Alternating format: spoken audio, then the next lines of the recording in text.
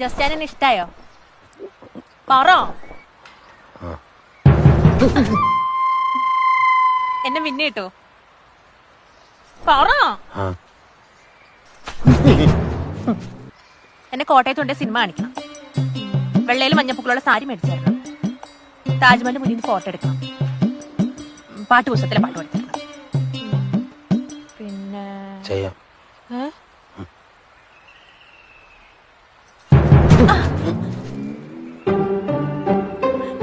നമുക്ക് ഒത്തിരി പിള്ളേര് വേണം കേട്ടോ. ജാതിമരം കുലുക്കിയിട്ട പോലെ ചുറ്റിനും. സമ്മതിച്ചോ?